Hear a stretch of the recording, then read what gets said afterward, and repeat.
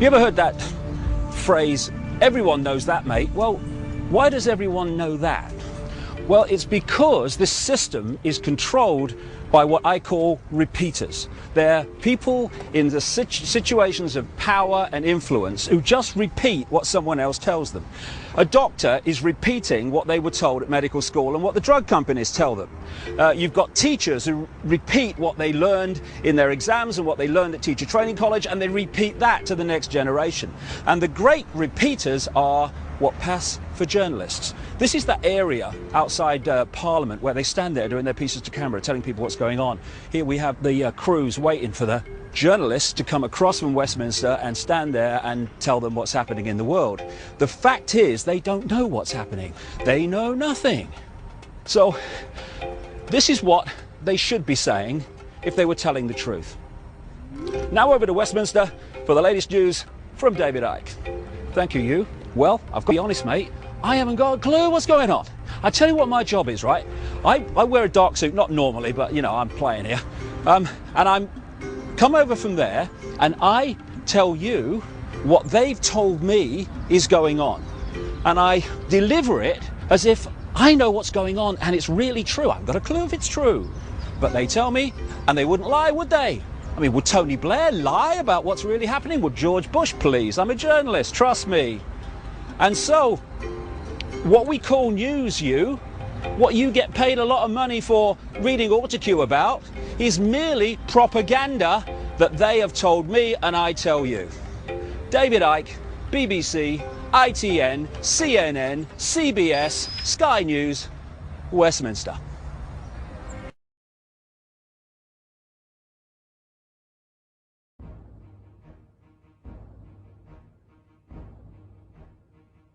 Tonight, a community in the San Bernardino Mountains has a real mystery on its hands. The official explanation here is that jet contrails are causing strange lines in the sky and that it's pollen making people sick on the ground. But others are convinced it is something else, and they ask, is the government experimenting with our weather? There was a huge dust cloud. Longtime Cedar Glen resident Gretchen Sherman says she has never seen anything like it. Yes. How big was it? Oh, it covered the entire Cedar Glen area.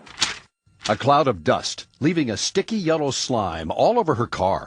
It happened again last February, and calls began pouring into the local Alpenhorn newspaper. And they had a tremendous upsurge of children that were not going to school at that time. Pharmacist Ed Burrows says it is the most mysterious illness he's seen in 22 years on the mountain. A lot of eye infection problems, upper respiratory problems, nosebleeds. The nearby March Air Force Base say it didn't come from them. Others said it was a pollen cloud. The Department of Health found a yellowish tint on a tissue submitted for testing. But, quote, there was no sign of any biological form, such as cedar pollen, and the test was ruled inconclusive. And it wasn't long before things ballooned into a sky-high mystery. The story is not just here in Crestline and the alleged yellow cloud. People say the government is up there in airplanes spraying all kinds of chemicals to change or manipulate the weather, leaving what you see there, and they call that a chemtrail. So what I look at there and I think are contrails, you're telling me are chemtrails? Yes, that a contrail would be dissipated by now. It would? Yes, it would. Chemtrails. On the internet, they are cited as proof of the government creating clouds to combat global warming. In response, the Air Force says that, quote, there is no such thing as a chemtrail. The actual contrails are a safe and natural phenomenon. And that people are seeing more contrails simply because there are more jets forming large clouds, depending on weather conditions, as in this video of alleged chemtrails shot near San Francisco. I think these are contrails. Professor Gregory Benford of UC Irvine works with the Department of Energy on weather research. That's very odd. They could be very large contrails. He says the DOE doesn't know of any jets spraying chemicals to affect the weather. However, he says we will probably see it in the near future. You've got to, in a sense, engineer all these so you get the right kind of clouds for the effects we want. It is called geoengineering, fighting global warming by putting a chemical dust in the atmosphere and reflecting harmful radiation back into space. You could use barium oxide, for example, which makes big fluffy clouds. You could use tiny little bits of aluminum, which is benign in the environment, and essentially manage the climate. And what I found was unusual spiking since the early 1990s in barium, aluminum.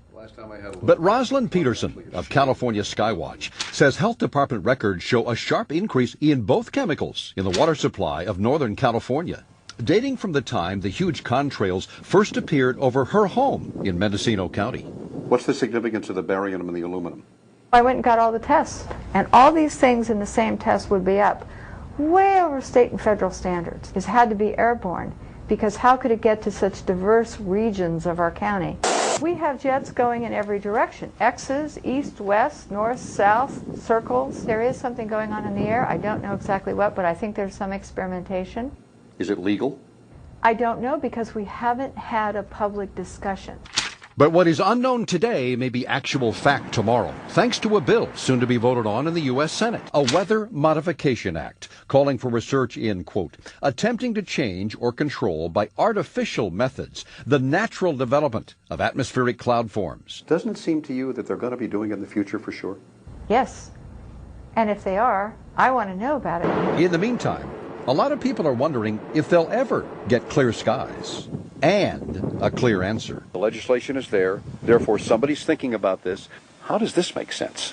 I don't know, maybe they're practicing? Over Cedar Glen, over Arrowhead. I guess you have to try it out before you use it. I'm not sure. Well, you be the judge. We'll keep you posted on anything further on this story, and there will be more, that's for sure. More information on the weather modification proposals, check on our website, NBC4.tv.